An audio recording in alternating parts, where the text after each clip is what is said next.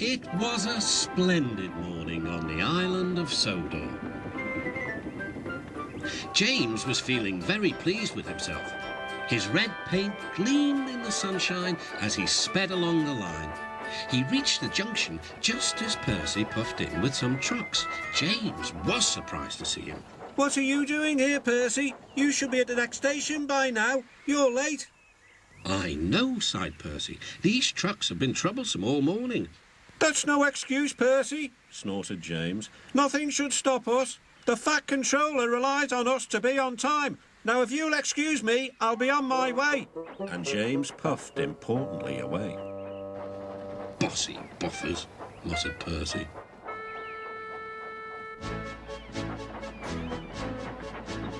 James arrived at the harbour.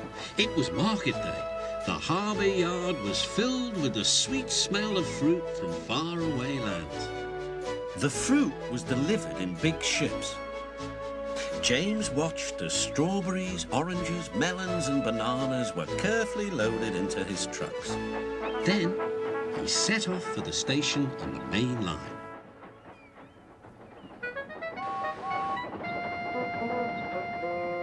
On the way, he met Thomas. Really reliable. That's me, panted James proudly. Pity the same can't be said for Percy. Peep, peep. Goodbye. What was that about? Gasped Annie and Clarabelle. That was trouble. Trouble for James. Just wait and see. Percy was back in the yard and busy shunting. He had the trucks in good order and was making up for lost time. But the station master had bad news. What's happened? Asked Percy's driver. James's brakes have jammed. We need Percy's help right away. Percy quickly set off to the rescue. He found James stuck on the line and looking glum.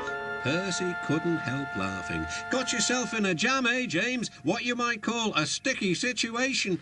Be quiet, said James. It's not funny having jammed brakes.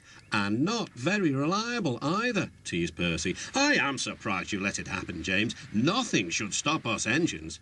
That's enough, Percy, said his driver. Can you push these trucks? Of course I can, whistled Percy. There's no time to lose. James has done too much of that already.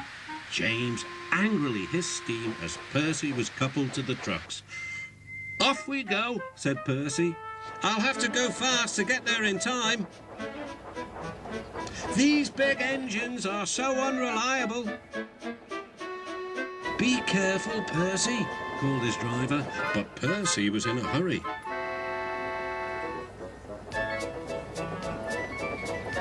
He didn't see that the points had failed and that he had been diverted into a siding. Look out, Percy, shouted his driver and applied the brakes. But it was too late. The driver and the fireman had jumped clear, but squashed fruit squirted all over Percy.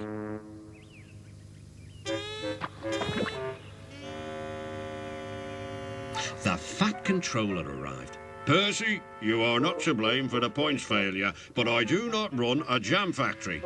Yes, sir. No, sir. And Percy squelched sadly away.